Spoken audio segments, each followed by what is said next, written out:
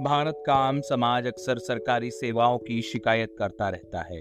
सरकारी सेवाओं की आलोचनाओं के पक्ष में आम लोगों सहित तमाम बड़े बड़े अर्थशास्त्रियों तक का मानना है कि खुले बाजार से किसी भी क्षेत्र में काम कर रही कंपनियों में कंपटीशन बढ़ेगा, जो आम लोगों को बेहतर सुविधाएं देगा।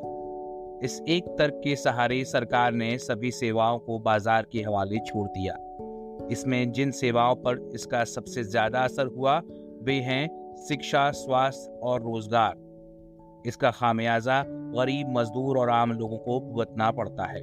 महाराष्ट्र के नांदेड़ जिले की अंजलि बागमारे की मृत्यु के बाद उनका परिवार आज भी वही कर्ज चुका रहा है जो उन्होंने अंजलि की डिलीवरी के लिए साहूकार से लिया था। संगीता का मामला भी ऐसा ही है। तीसरे बच्चे की पैदाइश के समय उनके परिवार ने भी 15,000 रुपए का कर्ज लिया था। संगीता की पहली 2 बेटियां थीं और अब की बार उनके परिवार को बेटे की जन्म की उम्मीद थी। बेटे के जन्मदिन पर उत्सव मनाने की परंपरा में वह कोई कमी नहीं छोड़ना चाह रहे थे। तान्या अपनी रिपोर्ट में बताती हैं कि महाराष्ट्र में गन्ना काटने वाले परिवार, जो कि प्रवासी मजदूर भी हैं, वह संस्थागत डिलीवरी के लिए औसतन 30,000 रुपए का भुगतान करते हैं।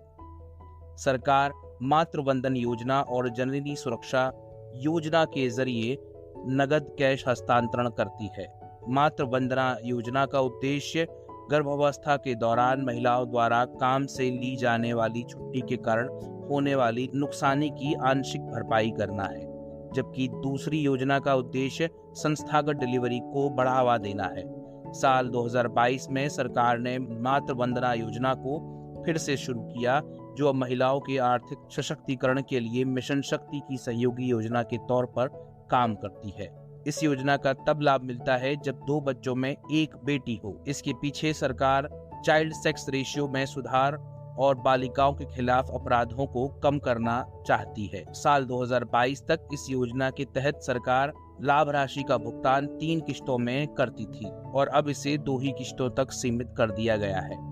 आदर्श स्थिति में इसमें भुगतान की रकम और किश्तों की संख्या बढ़ाई जानी चाहिए थी।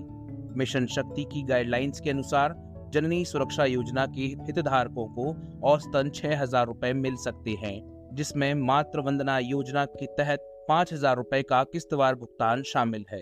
दूसरे जीवित बच्चों के जन्म के लिए डिलीवरी के बाद एक किस्त में 6,000 रुपए तक जारी किए जाते हैं। साल 2023 में अकाउंटेबिलिटी इनिशिएटिव के एक विश्लेषण से पता चला कि मातृ वंदना योजना के तहत मुद्रास्फीति समायोजित भुगतान में कम से कम 1,600 रुपए की बढ़ोतरी होनी चाहिए थी। यहाँ तक कि राज्य सरकार द्वारा चलाई जा रही इसी तरह की योजनाओं में नगद ट्रांसफर की रकम को 10,000 रुपए और 18,000 रुपए तक संशोधित किया गया है। साल 2021 में 72% योग्य नागरिक आधार से जुड़े थे और 2022 में यह आंकड़ा बढ़कर 98% हो गया।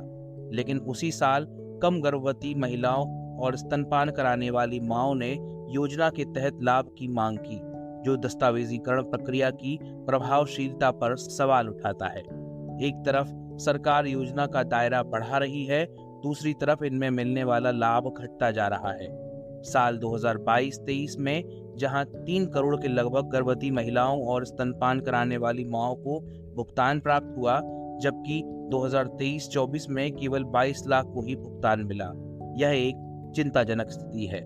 इन तमाम योजनाओं की स्थिति और सरकारी अस्पतालों को देखकर अंदाजा लगाया जा सकता है कि सरकार किस तरह बुनियादी सुविधाओं के ढांचे को खत्म करने पर तुली है। 3 साल पहले कोविड महामारी ने भी इसकी वास्तविकता उजागर कर दी थी। तब बहुत से लोगों ने सरकार की नाकामी और निजी अस्पतालों के मुनाफे की हवस पर सवाल उठाया। उसके बाद भी व्यवस्था में बहुत बदलाव नहीं हुआ। दोस्तों, क्या आपको भी लगता है कि सरकारी सुविधाओं में बढ़ोतरी होनी चाहिए, क्योंकि निजी व्यवस्थाएं अच्छी भले ही हों लेकिन बेहद महंगी होती हैं, जिसे आम आदमी वहन नहीं कर पाता। इस मसले पर आप क्या सोचते हैं? अपनी राय बताएं। अपनी राय को रिकॉर्ड करने के लिए अपने फोन से 3 नंबर का बटन दबाएं या फिर डाउनलोड करें मोबाइल वाणी की ऐप। यह आर्टिकल नारीवादी दृष्टिकोण की नजरिए से बहन बॉक्स के आम चुनाव 2024 कवरेज का हिस्सा है, जो कि तान्या राणा द्वारा शोध करने के बाद लिखा गया है। इसका अनुवाद और पटकथा प्रांजलि शर्मा ने लिखी है।